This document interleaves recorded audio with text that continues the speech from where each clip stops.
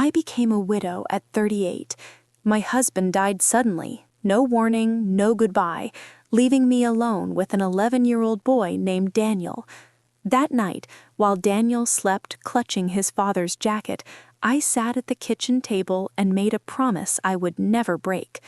My son will never feel abandoned. My son will never feel poor. My son will never feel small. I worked 2 jobs during the day. At night, I taught myself bookkeeping and finance. On weekends, I cleaned offices and negotiated contracts. I didn't build success quickly. I built it quietly. Daniel grew up watching me work, watching me sacrifice. He used to say, "Mom, one day I'll take care of you, I promise." I believed him. Daniel grew into a successful man. MBA, corporate job, prestige. Then he married Vanessa. She was beautiful, polished, expensive, and she loved one thing more than anything else: status. After the wedding, my calls became shorter, my visits became rare, and I slowly became optional. Then one evening, Daniel called. "Mom, there's a charity gala this weekend, very high profile. Vanessa thinks it'd be good if you came, to help with the kids." I should have noticed the wording, but my heart heard only one thing: he wants me there. So I said yes. I chose a simple navy dress, no diamonds, no labels, just elegance. Vanessa watched me quietly. "You don't need to dress up too much," she said. "It's not really your crowd." I smiled and said nothing. I had learned that silence made people comfortable. The ballroom was breathtaking. Crystal chandeliers, live orchestra, champagne flowing like water. As we walked in, Vanessa placed a hand lightly on my back and laughed. "Oh, this is Eleanor," she said loudly, "our babysitter. She helps us with the kids." People nodded politely. Some smiled awkwardly. Others didn't look at me at all. Daniel stood beside her. He said nothing, not one word. That silence hurt more than the lie. Throughout the night, I was ignored. Servers walked past me. Guests spoke over me. I was offered a seat near the exit, in case the children get tired. Vanessa leaned toward her friends.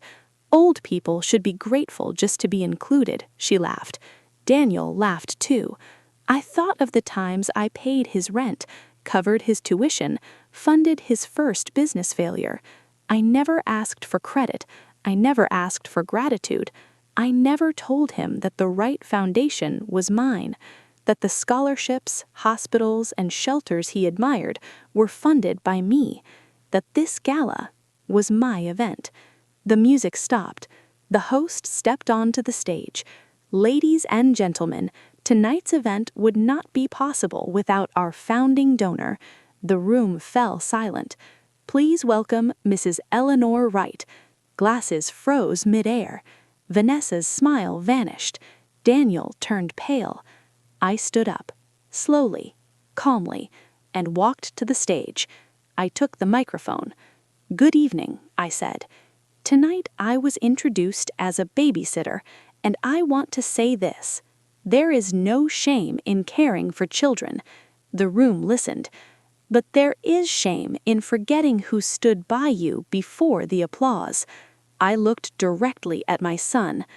"I built my life quietly so my family could stand proudly, but tonight taught me something." I paused. Silence should never cost dignity. I announced new programs, new donations, new boundaries. And, effective immediately, I said, "I will no longer fund individuals who treat love as entitlement." Daniel was crying. Vanessa left the room. I did not follow them. That night, I went home alone. But for the first time in years, I felt light. Being alone is not loneliness.